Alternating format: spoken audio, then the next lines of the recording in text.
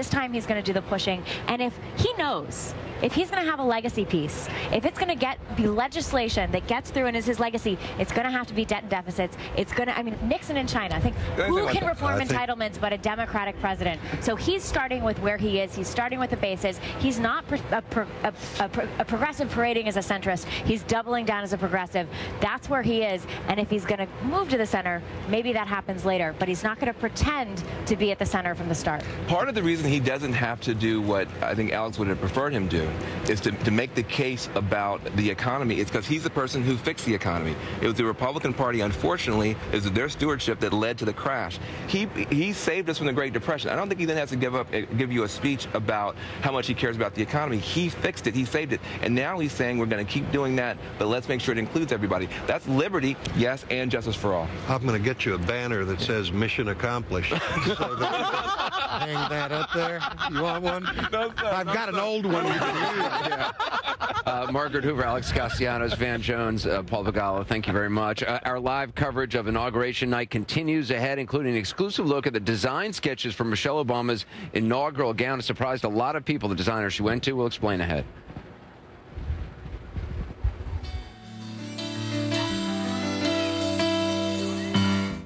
What happens when you take something great and sharpen it? Awesome. How about when you take the leader in business security and give it more edge than ever before? Denied. Well, ADT Business Solutions is now Tyco Integrated Security.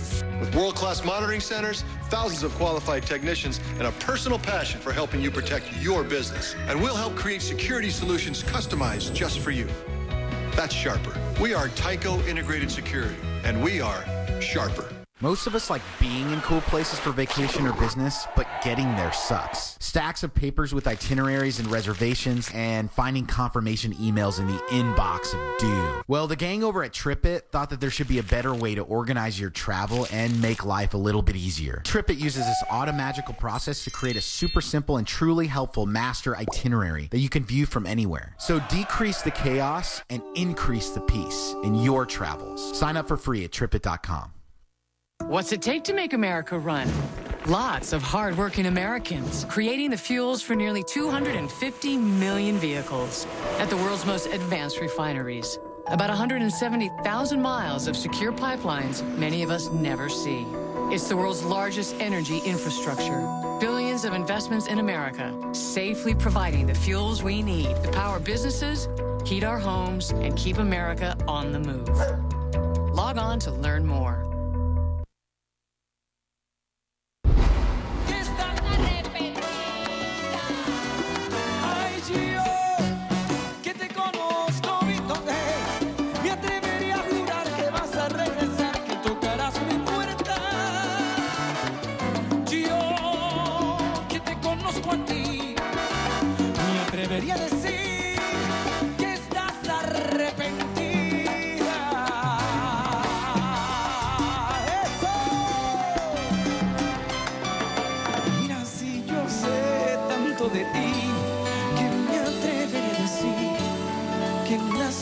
Al dormir me imagino junto a ti devorando como el mar. Mark Anthony performing right now at one of the inaugural balls that are still continuing. No doubt will go late into the night. We also saw earlier the first couple dancing their first dance of the night. Michelle Obama wearing a gown by Jason Wu, who also designed her inaugural gown back in 2009.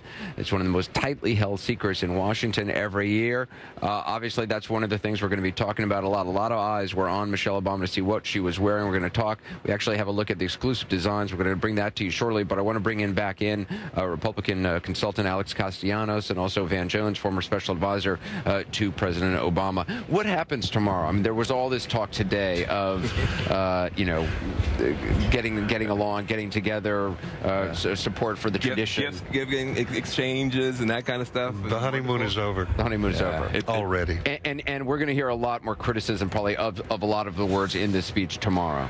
There was a lot in that speech that Republicans are going to hear as a very aggressive continuation of the campaign. They're going to hear a repudiation of Bill Clinton's "the era of big government is over." They're going to hear a president who said, no, we need more big government.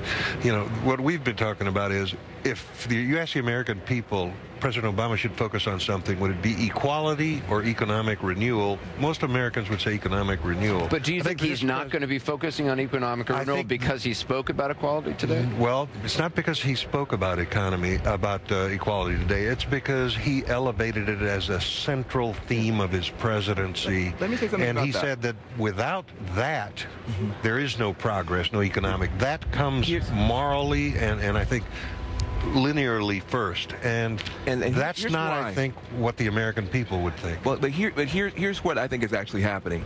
The trickle-down economic model that says, you know, when the wealthy do well, everybody else will do better, I think has been discredited. And I think that what Obama firmly believes is that the economy grows from the middle class out. And so, therefore, it used to be the case that you would say, well, either you're concerned about growth or you're concerned about equality. I think what Obama believes is that when you have too much inequality, you can't get the growth. Well, here's I think that's where Obama's coming from. For the next 2 years. Yeah. You're not talking about from the middle class out. You're talking about from Washington down. You're talking about top-down, old-fashioned industrial-age government, and you're going to see some Republicans say, let's grow this economy bottom-up outside of Washington. I think he's being heard that way. I don't think I think that there's a generational problem here. I don't think he's actually saying that. I think there's actually an economic model that he's trying to champion. I think we'll see over time that the inequality is a problem for the growth. No doubt this is a conversation we're going to continue tomorrow as well. Alex Castellanos again, Van Jones, thank you. Now let's turn to fashion, what a lot of folks have been interested, not just the politics, but the very personal. As we saw a moment ago, the first couple dancing, their first dance of the night. Michelle Obama wearing a gown, as I said, by Jason Wu, who also designed her inaugural gown 4 years ago. As I said, it is one of the most tightly held secrets in Washington every year. The designers themselves don't know what gown the First Lady is going to wear. That's Jason Wu 4 years ago said he screamed when he saw Michelle Obama wearing it 4 years ago.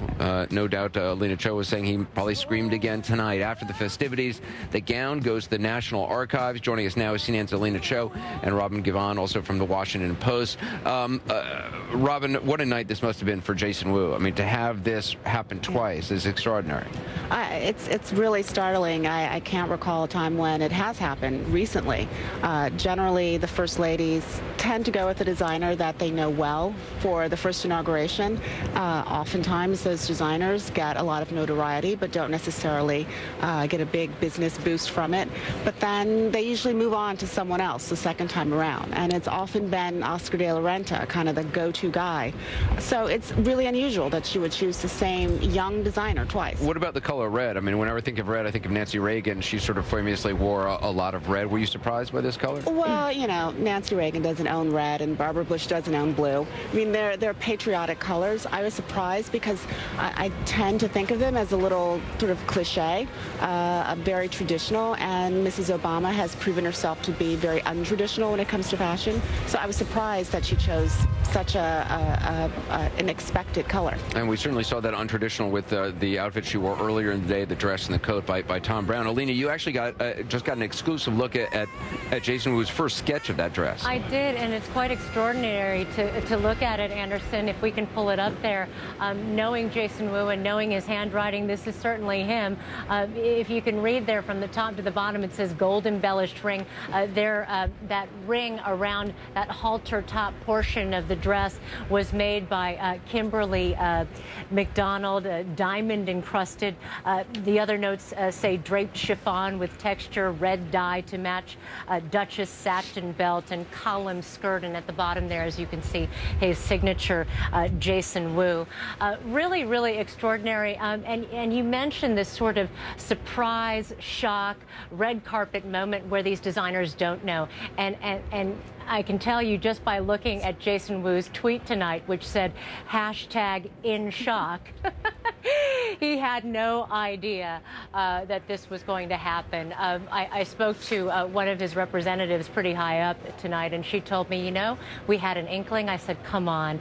4 years ago, she chose Jason Wu. Did you really think that she would choose him again, maybe give someone else another shot? And she said, no, you know what? We thought we were in the running. And you know what? These designers put their heart and soul into this work. They try to produce their very, very best, knowing what this is for. I like to call it sort of the Super Bowl of fashion. Other people have likened it to the Olympics, but it is a very big deal. It's the biggest prize you can get, and certainly on a day like this. Boy, Anderson, What a shock, I have to say. Truly surprising. Truly surprising. And Alina, only about 30 seconds left. But do all the designers know the measurements for Michelle Obama? So do they all have sort of mannequins that are her measurements that they then make these dresses on? They do, because they don't have direct access to the First Lady. They do all make mannequins in her likeness. They live in their studios. It's extraordinary. And the gowns are shuttled back and forth for fittings between D.C. and New York with notes. They come back with notes. Change this, change that. And boy, Jason Wu got the big prize tonight. Certainly did. Alina Cho, thank you very much for all your investigative reporting, frankly, on all this stuff, and Robin as well. Thank you so much. Another Inauguration Day is coming to a close, the 57th, excuse me, in this nation's history. It will be President Obama's last, of course, for the 44th president. Hundreds of thousands gathered in the nation's capital to witness the start of President Obama's second term. We'll show you more images from the day as we continue.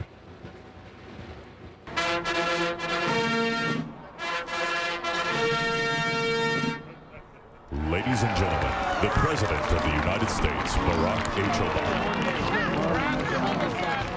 I, Barack Hussein Obama, do solemnly swear that I will faithfully execute the office of President of the United States. The office of President of the United States.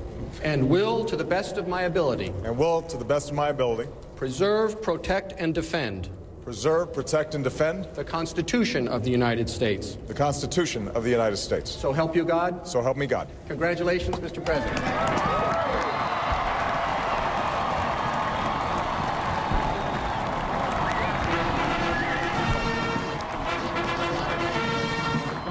We, the people, declare today that the most evident of truths, that all of us are created equal, is the star that guides us still, just as it guided our forebears through Seneca Falls and Selma and Stonewall, just as it guided all those men and women, sung and unsung, who left footprints along this great mall, to hear a preacher say that we cannot walk alone, to hear a king proclaim that our individual freedom is inextricably bound to the freedom of every soul on earth.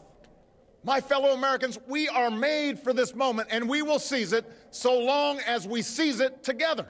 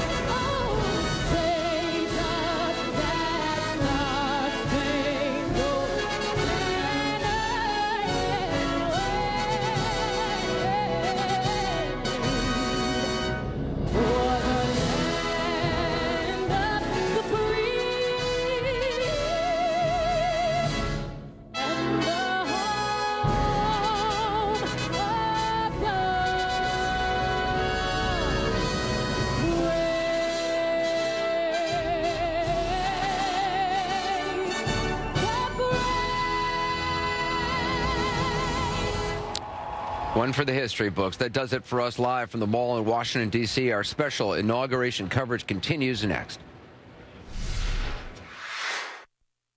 Hey, it's like the old days. It's better. Get down with it. Three friends have one night to get it right. Give me the key. It's a button. And this is like the future. Stand Up Guys. Rated R. In theaters February 1st. Like a lot of things, trying to find a better job can be frustrating. So at University of Phoenix, we're working with a growing list of almost 2,000 corporate partners, companies like Microsoft, American Red Cross, and Adobe, to create options for you. Not only that, we're using what we learned from these partners to shape our curriculum, so that when you find the job you want, you'll be a perfect fit. Let's get to work. Hello, I'm an Idaho potato farmer. A while back, we sent out a truck and crew to tell folks about our 75th anniversary, and we haven't seen hide nor hair of them since. Here's the description. It's about 70 feet long, bright red, and has our name, Idaho Potatoes, painted all over it. Oh, it's hauling an Idaho potato, a pretty big one. If you see him, we hope you let him know. It's time to come home. National anthem being performed at the inaugural ball, one of two official